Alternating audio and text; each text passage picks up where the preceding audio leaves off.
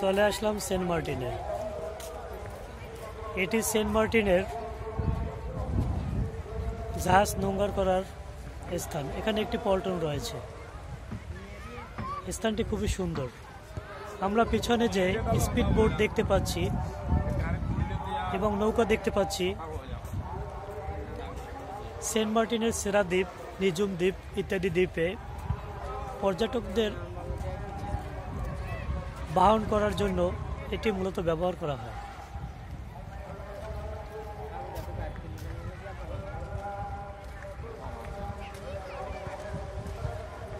আমার পিছনে যে কুয়াশার মতো যে স্থানটি দেখা যাচ্ছে, সেই স্থানটি সেরা দ্বীপ, নিজুম দ্বীপ।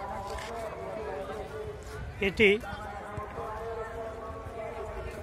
সেন্ট মার্টিনের দক্ষিণ সাইডে রয়েছে।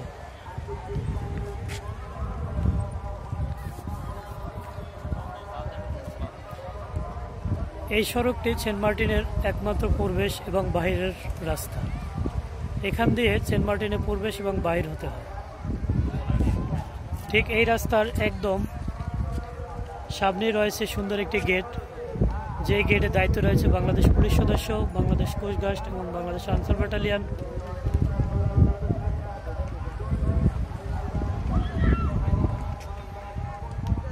পিছনে যে জায়গাটি দেখা যাচ্ছে, এটি সেন্ট মার্টিনের উত্তর সাইড। এই সাইটের বীজ দ্বারা হেঁটে হেঁটে আনুমানিক 15 মিনিট যাতায়াত করলেই নারিকেল বাগান অথবা সেন্ট মার্টিনের জিঞ্জিরা স্থানে যে পৌঁছা যায়। সেন্ট মার্টিন আসলে 200 বছরের পুরাতন একটি দ্বীপ। এই দ্বীপে রয়েছে 5000-এর মতো মানুষের বসবাস। এখানে একটি ইউনিয়ন পরিষদ রয়েছে। এই ইউনিয়ন পরিষদে একজন চেয়ারম্যান, 9 জন পুরুষ মেম্বার এবং একজন মহিলা আর 3 জন মহিলা সদস্য রয়েছে। এখানে একটি সরকারি হাসপাতালও রয়েছে, কিন্তু দুঃখের বিষয় এখানে